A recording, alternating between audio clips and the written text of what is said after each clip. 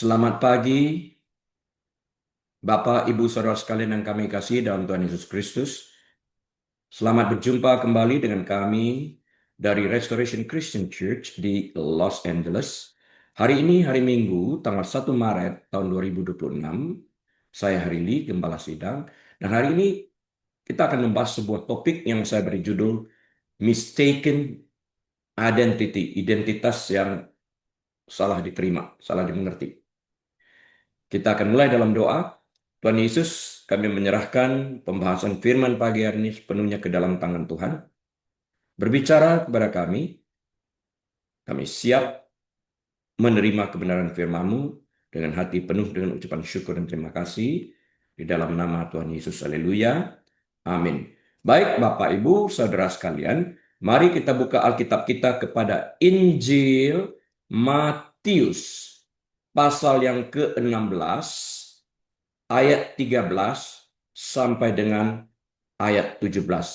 Injil Matius pasal 16 ayat 13 sampai dengan ayat 17. Saya bacakan untuk kita sekalian. Setelah Yesus tiba di daerah Kaisaria Filipi, ia bertanya kepada murid-muridnya, kata orang, siapakah anak manusia itu? Jawab mereka, ada yang mengatakan Yohanes Pembaptis, ada juga yang mengatakan Elia, dan ada juga yang mengatakan Yeremia atau salah seorang dari para nabi. Lalu Yesus bertanya kepada mereka, tetapi apa katamu? Siapakah aku ini? Maka jawab Simon Petrus, engkau adalah Mesias, anak Allah yang hidup. Kata Yesus kepadanya, berbahagialah engkau, Simon bin Yunus, sebab bukan manusia yang menyatakan itu kepadamu, melainkan Bapakku yang di sorga. Amin. Jadi, in a nutshell, kita melihat ada dua kelompok di sini. Antara kelompok dunia, orang-orang banyak yang dipertanyakan tentang jati diri Yesus. Dan yang kedua itu orang dalam, murid-murid ini. Siapa aku ini menurut pendapat dunia, dan siapa aku ini menurut pendapat kalian yang sudah mengikuti aku. Saya mulai terlebih dahulu dengan sebuah pertanyaan tentang identitas. Kita sering mengalami ini, pertanyaan identitas kita dipertanyakan orang. Dan kita harus tahu tentang hal ini. Bayangkan, Bapak Ibu Saudara sekalian, Anda tinggal di kota kecil sepanjang hidup Anda.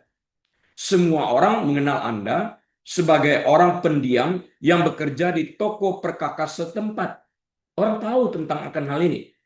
Kemudian suatu hari, sebuah desas-desus mulai beredar.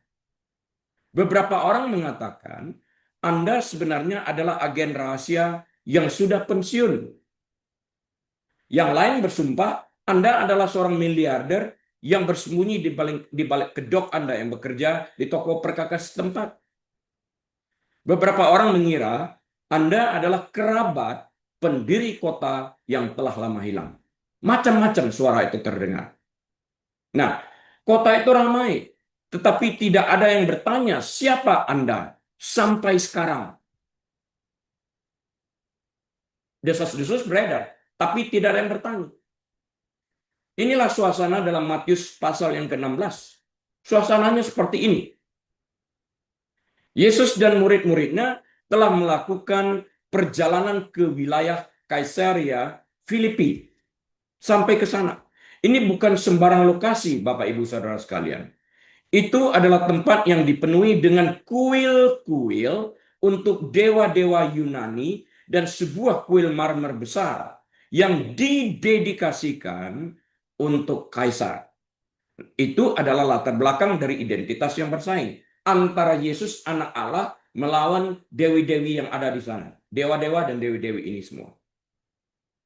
Yesus membahas ini secara proaktif, melemparkan pertanyaan ini.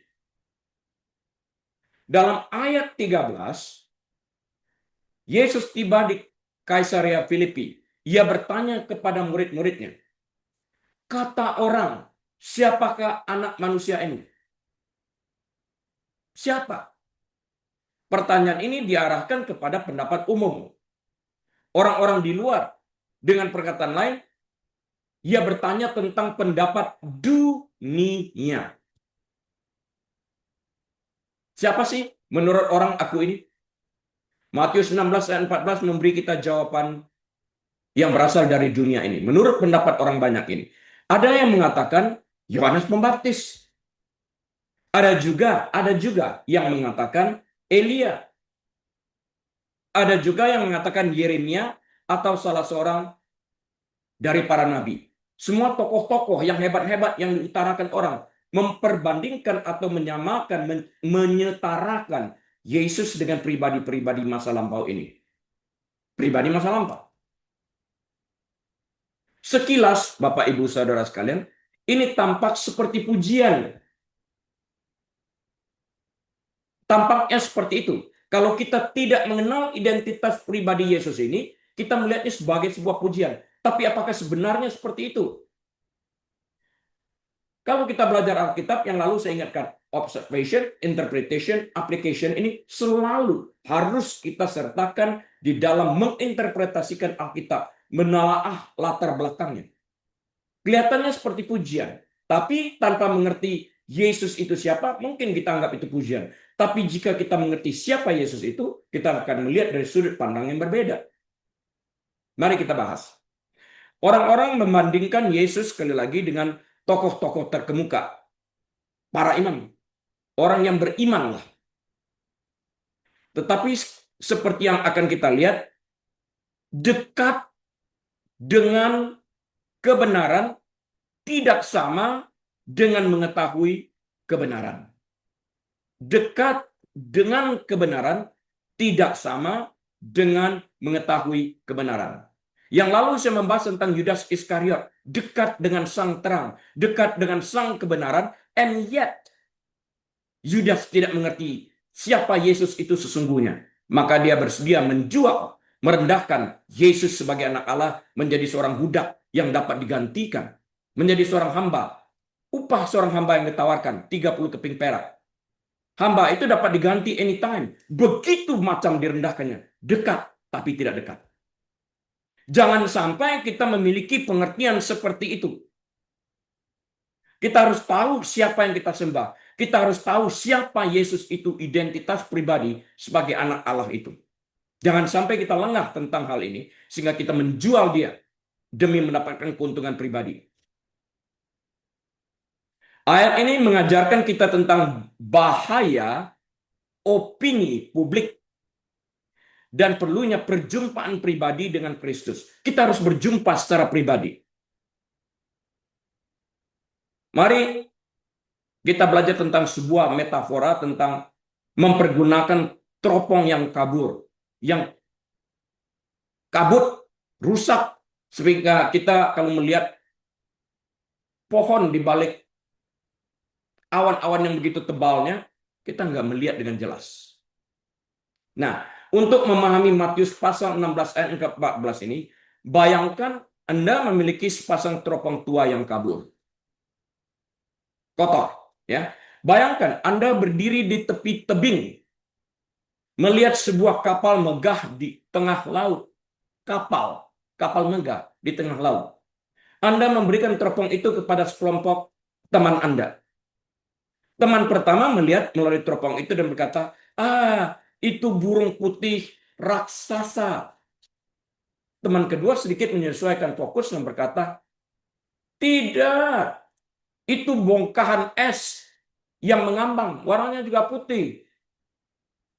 Teman ketiga bersikeras, kalian berdua salah, aku yang benar. Itu awan yang menyentuh air, awan putih. Setiap orang melihat sesuatu yang nyata. Mereka melihat warna putih, burung putih, bongkahan es, awan yang berwarna putih. Mereka melihat gerakan. Mereka melihat sesuatu yang besar. Tetapi karena lensa mereka tidak fokus, atau mereka melihat melalui kabut harapan mereka sendiri. Mereka ingin melihat seperti mereka ingin melihat. Mereka ingin mendengar seperti apa yang mereka ingin dengarkan. Mereka sama sekali tidak melihat kapal itu. Orang Israel masih sampai hari ini menunggukan Mesias. Sehingga Mesias yang telah datang ini mereka lewatkan begitu saja. Lihat tapi tidak melihat. Dengar tapi tidak mendengar, kata Alkitab. Ini tertulis. Orang-orang dalam Matius pasal yang 16, ayat yang ke-14, memandang Yesus melalui teropong sejarah dan kebutuhan mereka sendiri. Mereka menggambarkan Yesus yang ideal sesuai dengan kebutuhan mereka, organisasi mereka. Mereka melihat mujizat, warna putih kapal, dan kekuatan, ukuran kapal, megah kapalnya, besar, kuat. Tetapi mereka tidak dapat melihat sang kapten kapal dengan jelas yang berdiri di dek. Nggak bisa lihat. Mereka menebak berdasarkan apa yang sudah mereka ketahui dari masa lalu, daripada melihat hal baru yang sedang Allah lakukan tepat di depan mata mereka. Mereka nggak lihat karena mereka berharap seperti yang ingin mereka lihat. Mata melihat, tidak melihat, kata Alkitab. Telinga mendengar, tidak mendengar. Jangan sampai kita mengalami hal ini. Kata orang, siapakah anak manusia itu? Kata orang. Lingkarin perkataan kata orang ini. Menurut pendapat publik, opini publik, siapakah anak manusia itu? Jangan sampai kita terpengaruh oleh opini publik. Sehingga percuma kita menjadi orang Kristen karena tidak pernah mendengarkan kebenaran, tidak pernah membaca Alkitab yang adalah kebenaran. Yudas mengalami ini 3,5 tahun bersama dengan Tuhan Yesus. Menjual anak manusia dengan harga seorang budak. Budak dapat diganti. Apakah anak manusia ini dapat diganti?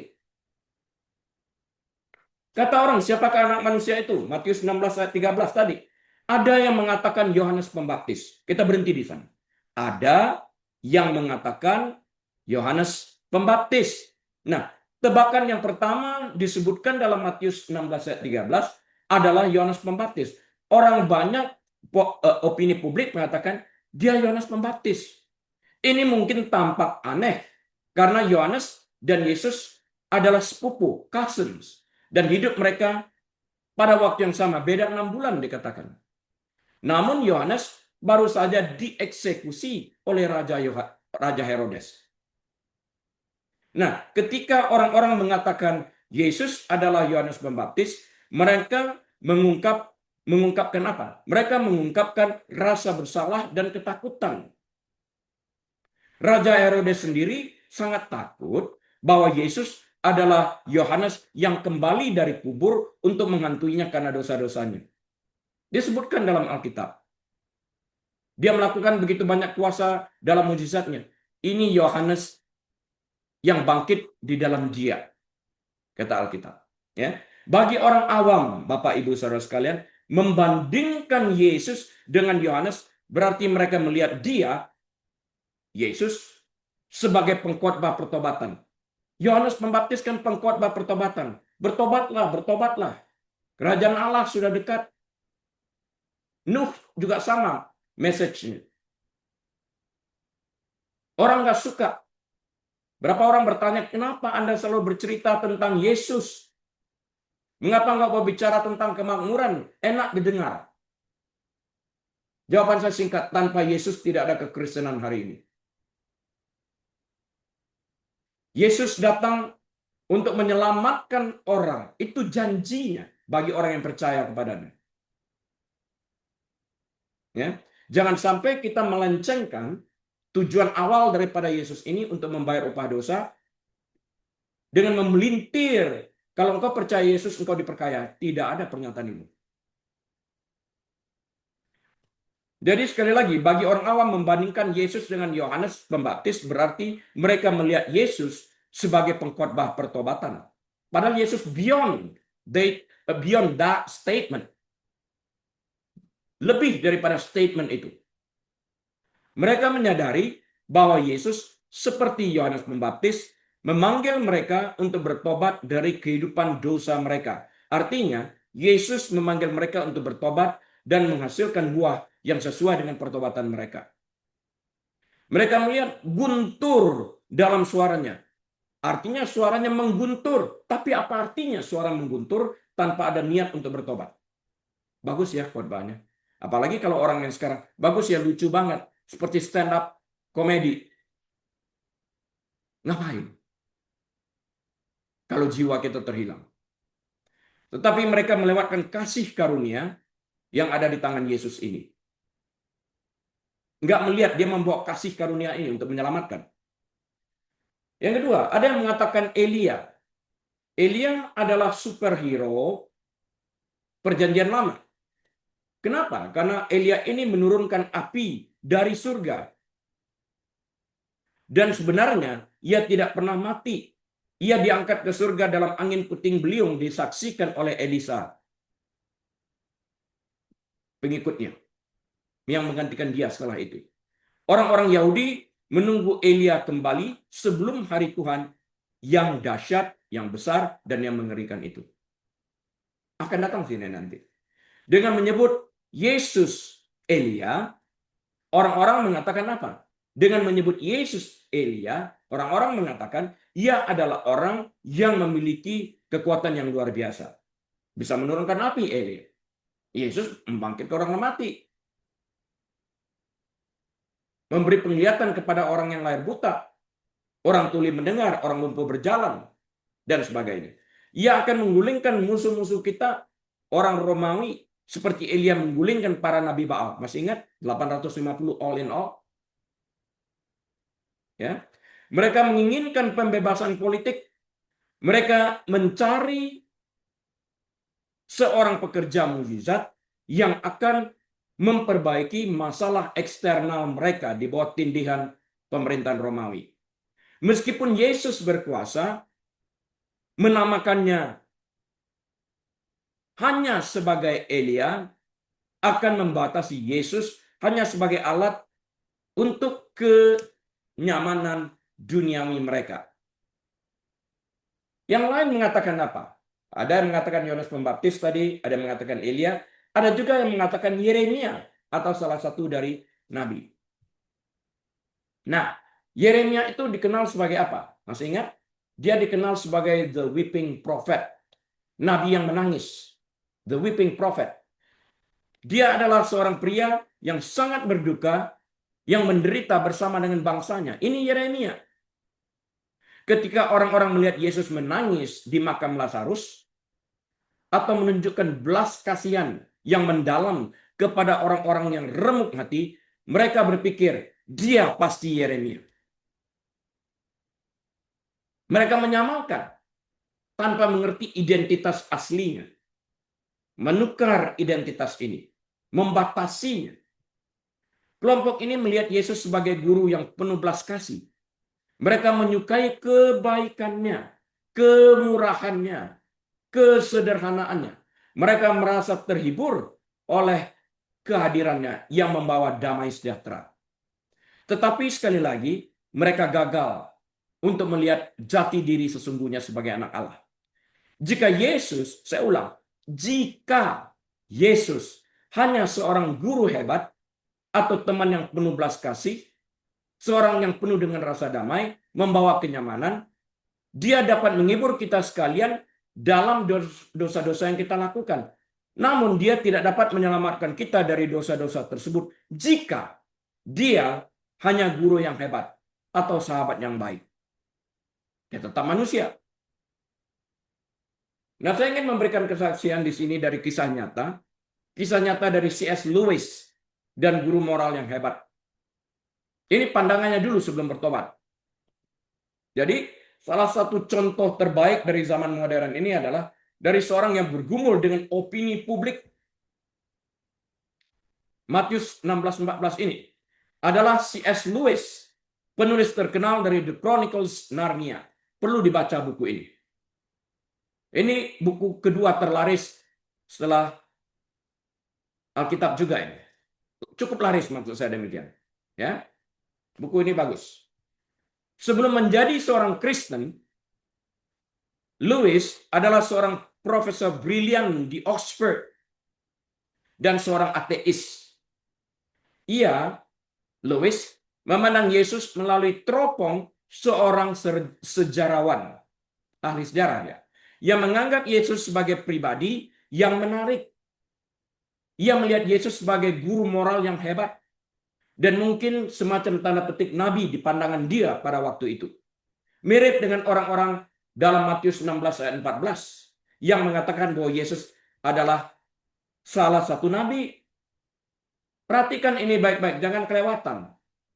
Saya ulang, perhatikan ini baik-baik, konteks ini, jangan lewat ya. Supaya kita jangan salah mengerti Yesus ini dan memperalat Yesus. Saya masih banyak lihat orang memperalat Yesus karena tidak mengerti identitasnya ini. Namun ketika Lewis mempelajari perkataan Yesus, ia menyadari bahwa Lewis ini memiliki masalah dalam pengertiannya tentang siapa Yesus ini. Ia tidak bisa menempatkan Yesus dalam kotak guru agung, orang baik, orang yang bermoral. Mengapa dia nggak bisa masukkan ke dalam kotak-kotak seperti itu? Karena Yesus tidak hanya mengajarkan hal-hal yang baik, namun Yesus juga mengaku ia sebagai Tuhan. Ia sebagai anak Allah. Ia mengaku, ia mampu mengakui dosa. Dia bertanya kepada orang Farisi waktu mau menyembuhkan orang yang mati tangan sebelah itu. Mana lebih, atau orang lumpuh.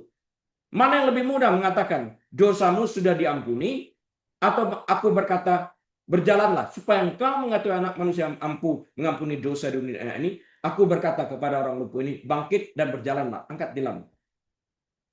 Kalau dia katakan anak manusia mampu mengakui dosa, orang nggak melihat buktinya. Tapi kalau dia mengatakan bangkit berjalan, dia memberi perintah, otoritas.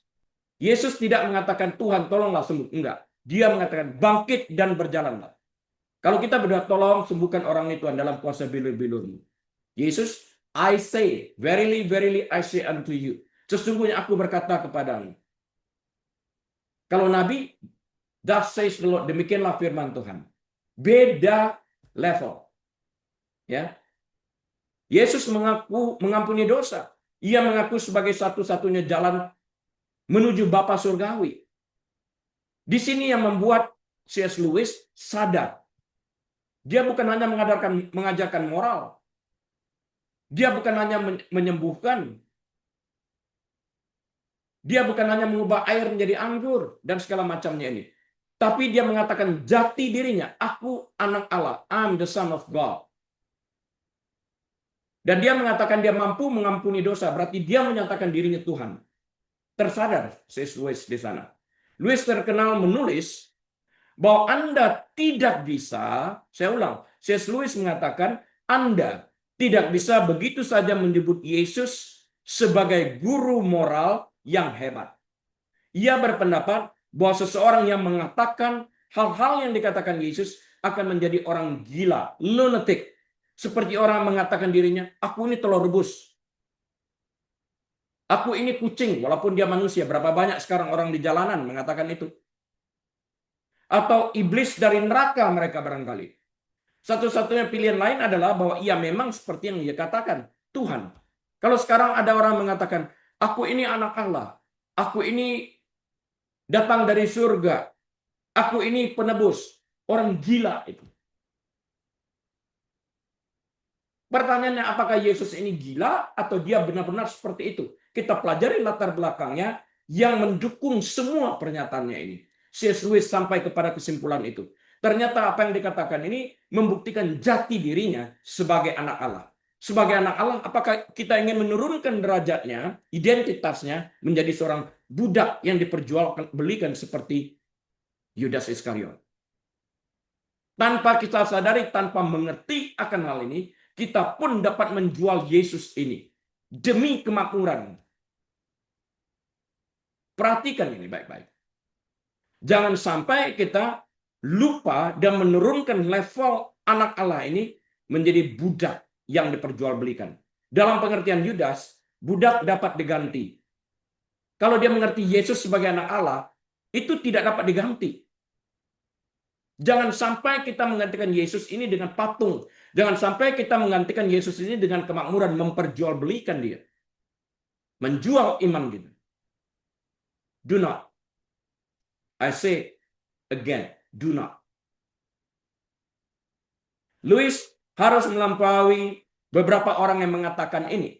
Ada yang mengatakan dia Yohanes Pembaptis, ada yang mengatakan dia Elia, ada yang mengatakan Yeremia atau salah satu nabi. Dia harus lewatin ini semuanya di dalam pengertian mempelajari Alkitab ini. Ini pernyataan publik. Dia guru moral yang baik. Itu juga pengertian opini awal daripada C.S. Lewis yang mewakili orang banyak ini. Dan dia harus menghadapi pertanyaan, siapakah menurutmu aku ini, Lewis?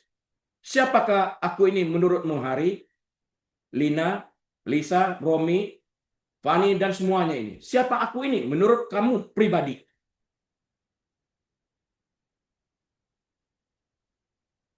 Dia, C.S. Lewis ini melihat Yesus itu sebagai putra Allah. Pada akhirnya, ia melepaskan teropongnya yang buram itu, yang menganggap cuma seorang guru moral yang hebat, dan menerima Yesus sebagai putra Allah yang hidup. Dan C.S. Lewis menjadi salah satu pembela iman terbesar dalam sejarah. Dia menjadi apologet yang besar. Faith defender. Pembela iman terbesar. Luar biasa. Kalau kita melihat dia sebagai guru yang baik, guru moral yang baik, kebaikan itu tidak menyebabkan seseorang menjadi Allah. Jadi mengapa kebaikan bukanlah Tuhan? Mengapa kebaikan itu bukanlah Allah? Kita bedakan dulu ini. Hal yang terpenting dan paling berbahaya tentang Matius 6 ayat 14 adalah bahwa semua jawabannya bersifat pujian. Yohanes Pembaptis adalah seorang pahlawan. Elia adalah seorang legenda. Yeremia adalah seorang santo, orang kudus. Dunia saat ini masih melakukan hal ini. Orang-orang berkata, Yesus adalah seorang reformator sosial yang hebat. Masih saya dengar, dia seorang reformator yang luar biasa, yang tidak tertandingi, yang kita saksikan di dalam sejarah dunia ini. Masih saya dengar ini. Tidak ada orang seperti dia dalam hal memberikan reformasi. Hebat dia. Yesus adalah seorang filsuf yang cinta damai. Yesus adalah seorang revolusioner yang membela kaum miskin. Bahkan di tengah para dokter saya masih mendengarkan ini. Seorang revolusioner dia. Tapi jika kita berhenti pada seorang filsuf sebagai seorang revolusioner atau sebagai seorang reformator dan tidak melihat pribadinya sebagai anak Allah, kita tersesat. Semua hal ini baik, Bapak Ibu Saudara sekalian. Tetapi baik dalam kategori ini bukanlah Tuhan.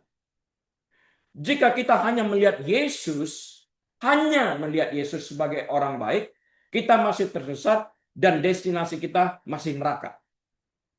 Seorang orang baik dapat memberikan contoh yang baik, mengarahkan kita kepada kebaikan, tetapi hanya anak Allah, sumber segala kebaikan, yang dapat membayar upah dosa kita. Orang baik tidak dapat membayar upah dosa kita. Matius 16 ayat 14 memperingatkan kita bahwa kita dapat dengan sangat menghormati Yesus, namun salah sepenuhnya tentang siapa dia. Seorang transformator, seorang reformator, seorang filsuf, seorang guru moral yang baik. Kita mengenal karakter-karakter ini, tapi salah total karena tidak melihat dia sebagai anak Allah. Tidak melihat dia sebagai Allah. Sekarang mari kita perluas pembahasan kita tentang poin nomor 4 ini. Mengapa kebaikan bukanlah Tuhan? Saat ini kita memasuki bagian paling penting dari percakapan antara Yesus dan murid-muridnya ini. Kita mencoba menganalisis ini.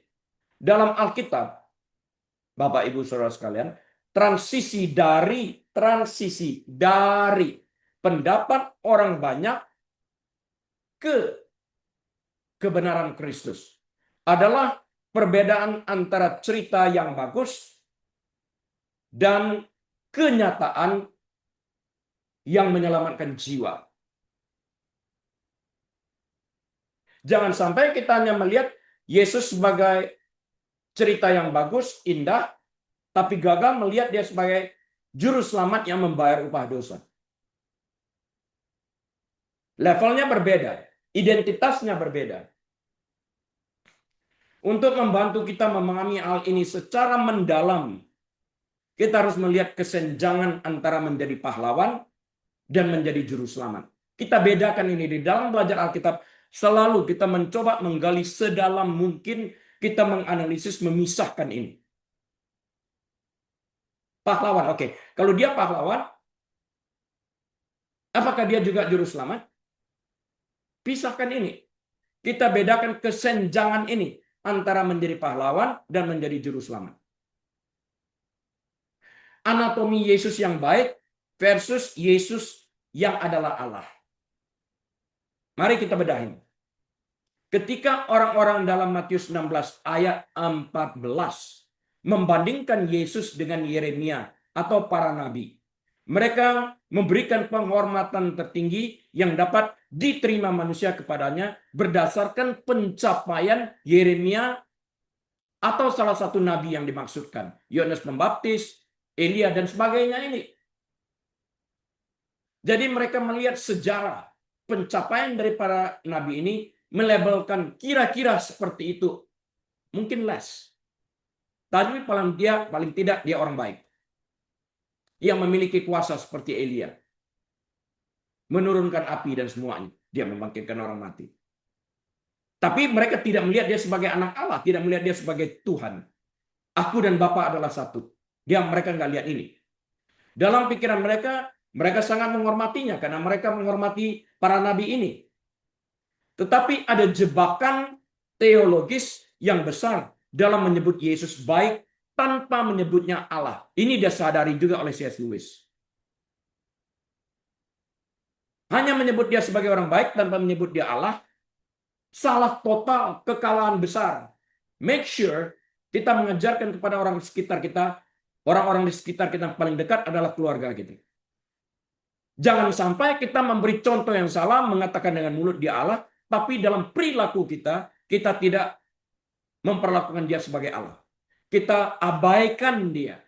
Kita ugal-ugalan dalam tingkah laku kita dan tidak hormat kepada firman itu sendiri. Anak-anak kita memperhatikan bagaimana cara kita memperlakukan firman itu. Percaya saya, anak-anak itu tahu apakah kita benar dalam melakukan apa yang kita ajarkan ini. Masalah otoritas, kita lihat ya. Kita bedakan lagi terus. Jika Yesus hanyalah seorang guru yang baik, seperti para nabi layaknya, maka firman-Nya hanyalah saran, karena disarankan oleh seorang nabi, manusia. Seorang nabi berkata, demikianlah firman Tuhan. Thus says the Lord. Tapi Yesus berkata, sesungguhnya aku berkata kepadamu, verily, verily, I say unto you. Beda kan levelnya? Beda nggak? Rasakan ini. Kalau nabi yang adalah manusia berkata, demikianlah firman Tuhan. Bukan firmanku lu, firman Tuhan. Dia penyambung lidah, dia alat. Kalau Yesus, sesungguhnya aku berkata kepadamu. Ini otoritas. Jadi, dia mengatakan, aku berkata kepadamu, final. Nggak dapat diganti, nggak dapat ditawar. Artinya dia Tuhan. Hanya Tuhan yang dapat melakukan ini. Nabi membangkitkan orang mati juga nggak bisa memberi perintah, melakukan macam-macam. Elisa menidurkan dirinya di tubuh anak yang sudah mati itu sampai anak itu mendusin. Yesus memberikan perintah. Tabita, bangkit, katanya. Anak Yairus, gitu. Bangkit. Lazarus, come forth. Perintah. Masa kita lengah dalam membaca Alkitab dan melihat kebenaran ini? Kalau kita baca, kita skimming, kita baca sepintas, kita tidak pernah menangkap pribadi ini. Periksa diri kita waktu kita baca Alkitab. Apa sih yang gue baca barusan?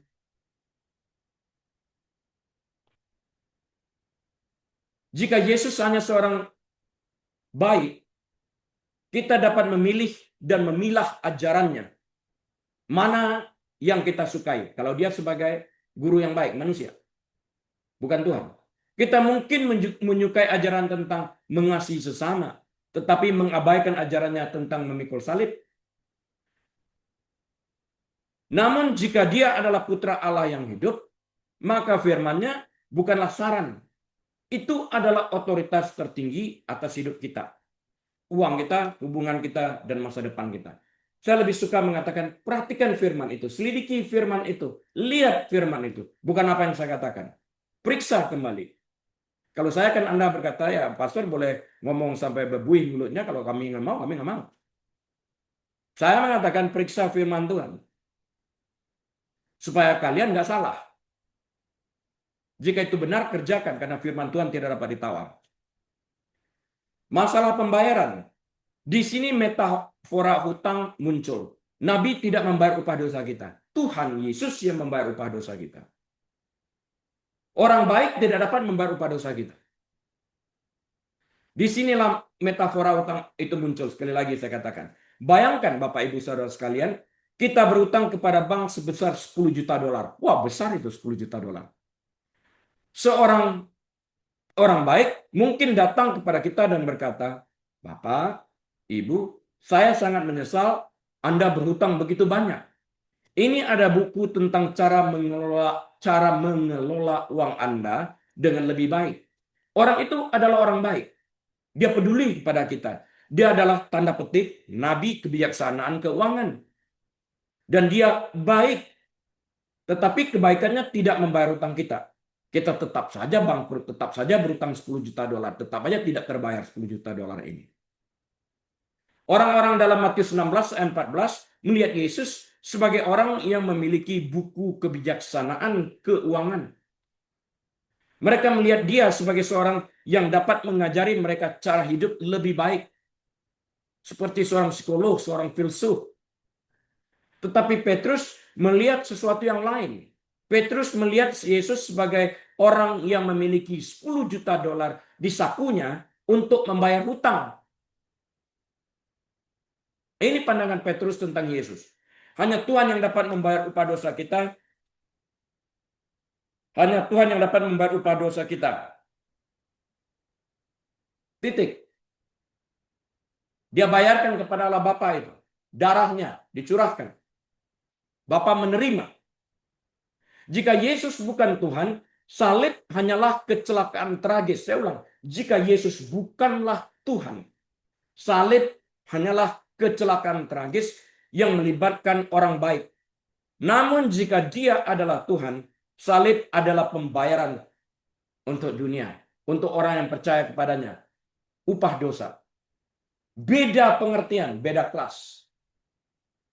Kerangka pembohong, orang gila atau Tuhan. Mari kita lihat ini juga dalam pandangan umum dunia. Pada bagian ini kita harus meninjau kembali logika yang mengubah perspektif dunia.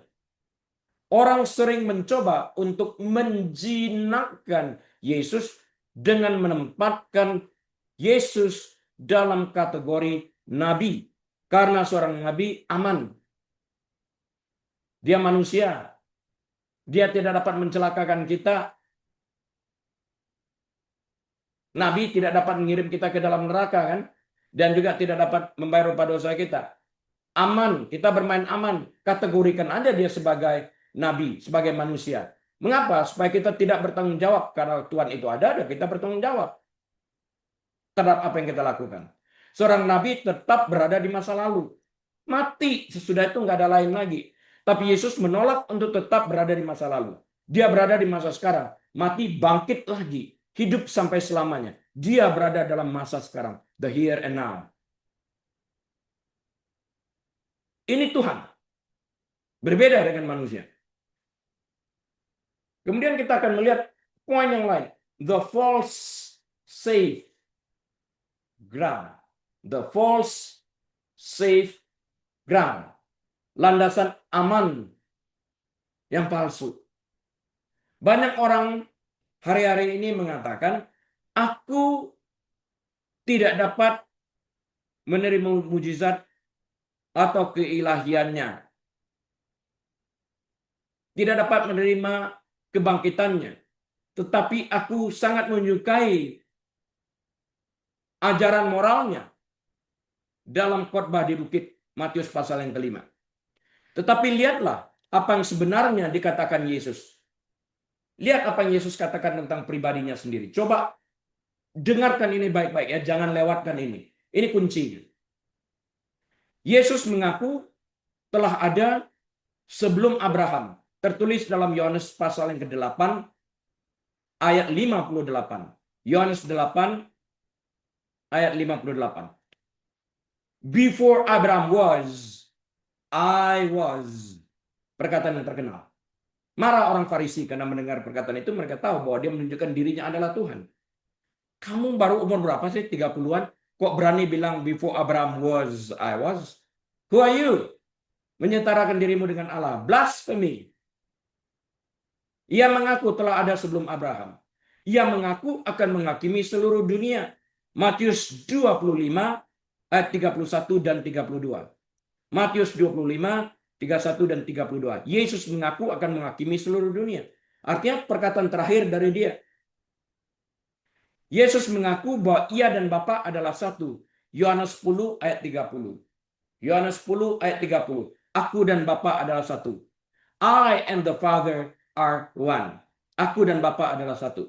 Nah, jika seseorang mengatakan hal-hal yang diakui Yesus ini, dan mereka bukan Tuhan, tapi mengaku-ngaku apa yang Yesus katakan ini, mereka bukanlah orang baik. Mereka penyesat.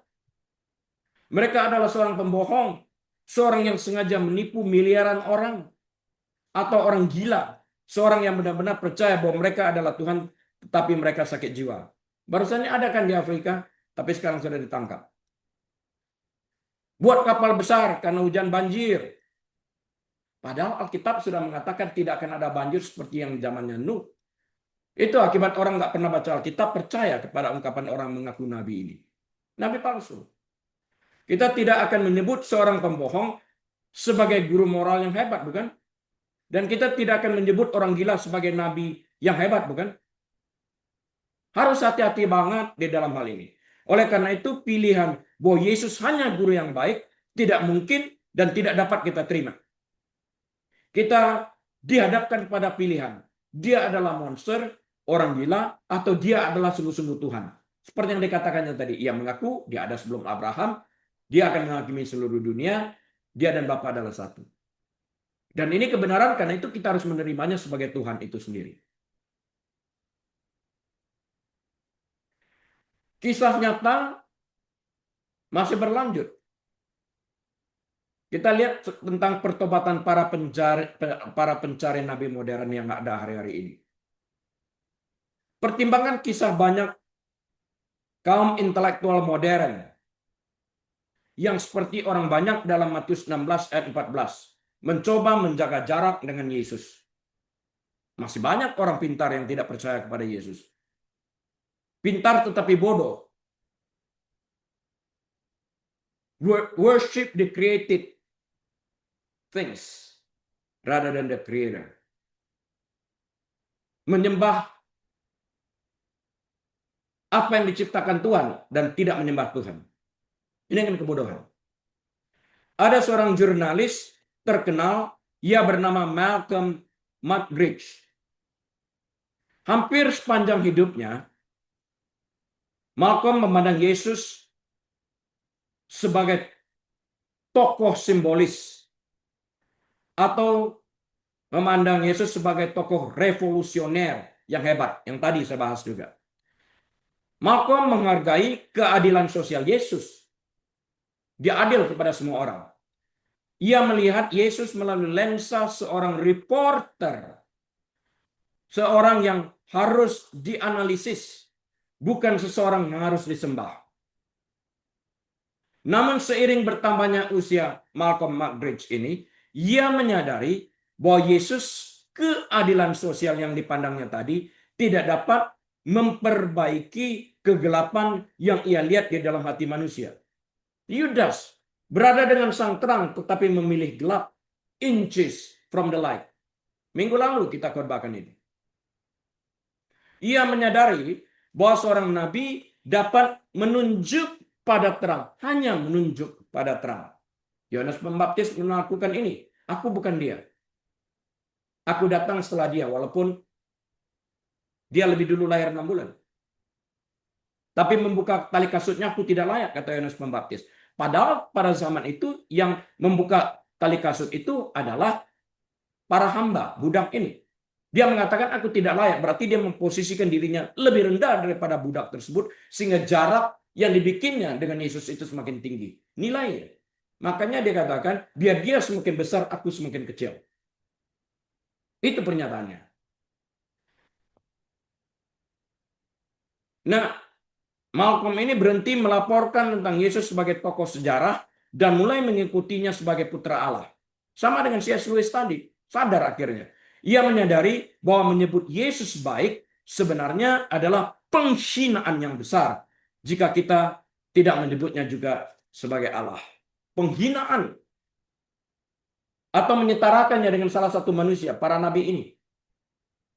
Kelihatannya baik, kelihatannya bangga. Enggak, Yesus jauh lebih. Dia yang menciptakan para nabi itu. Masa disejajarkan dengan nabi itu? Enggak level lah. Menurunkan identitasnya. Menurunkan kepribadiannya itu sendiri. Saya sampai kepada konklusi saya, summary saya. Ketika kita membaca, Bapak Ibu Saudara sekalian, Matius pasal yang ke-16 ayat 14, kita sedang melihat cermin. Yang lalu saya bercerita juga tentang cermin. Kita melihat wajah kita kotor. Kita lap cermin. Bukan cermin yang dilihat, wajah kita itu. Pepatah Indonesia yang lalu saya katakan, buruk muka, cermin dibelah. Muka yang buruk kok cerminnya dibelah. Alkitab mengatakan bahwa Alkitab itu adalah cermin.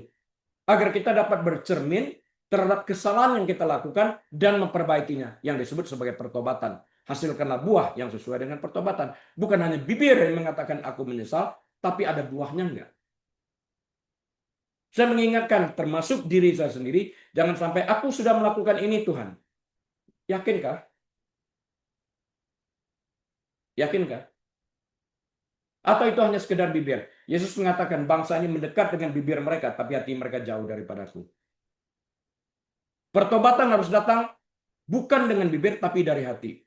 Ya, kerumunan atau pendapat umum yang merupakan pendapat orang banyak mewakili jalan yang mudah. Kita bercermin kepada pendapat umum kah? Public opinion kah? Jalan mengikuti tren terbaru dan menjadikan Yesus mudah dijangkau tetapi tidak kudus. Bukan ilahi, bukan Allah. Not divine. Karena kita menghindar untuk mengambil tanggung jawab terhadap perilaku kita sendiri. Katanya Tuhan baik, kok ini begini. Kita menuduh Tuhan terus dan membenarkan diri kita. Hanya orang yang mengakui kesalahannya on the mistake yang dapat membuat perubahan. Selama orang itu menolak dan selalu merasa diri benar, perubahan tidak pernah akan terjadi. Mengatakan dia adalah Yohanes Pembaptis berarti fokus pada masa lalu. Yohanes sudah selesai. Mengatakan dia adalah Elia berarti berfokus pada kuasa, api didatangkan.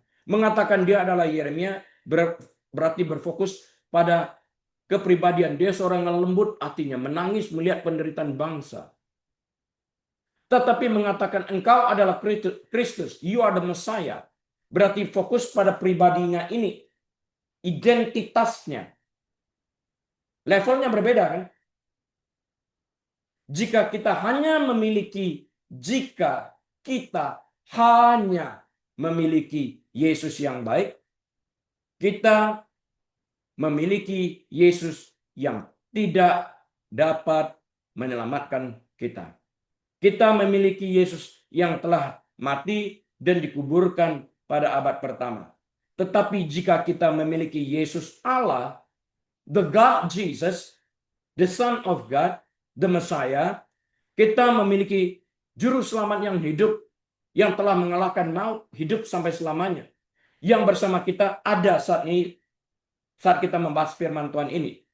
Dan yang memiliki kuasa untuk mengubah kekekalan kita dari neraka masuk ke kekekalan surgawi.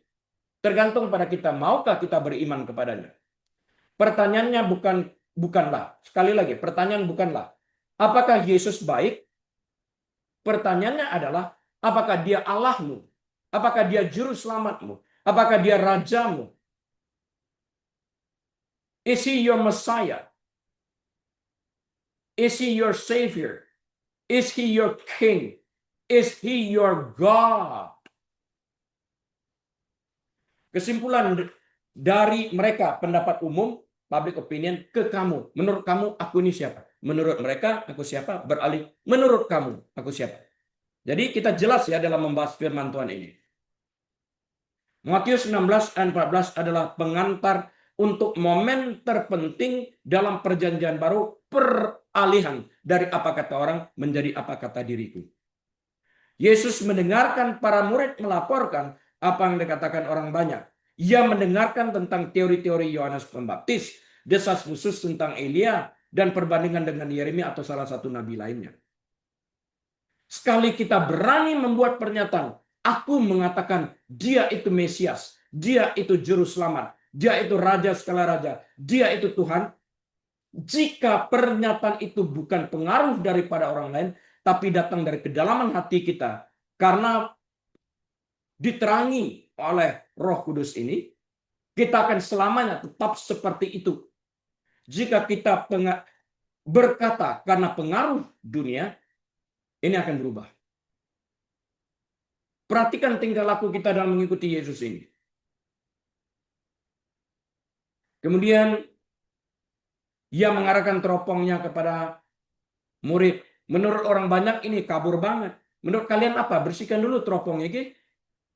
Kalian kan sudah bersama dengan aku 3 tahunan ini. Menurut kalian siapa aku? 11 muridnya ini jelas nih, kecuali Yudas. Ia bertanya dalam ayat 15. Tetapi menurutmu siapakah aku ini? Bisa kenalin nggak identitas nih? Thomas sesudah Yesus bangkit. Masih tanya, tunjukkanlah kami jalan. Thomas, sudah berapa lama kamu bersama aku? Kok masih bertanya? Pada saat engkau melihat aku, engkau melihat Bapa. Come on, Thomas. Nggak tahu jati diri sebagai anak Allah.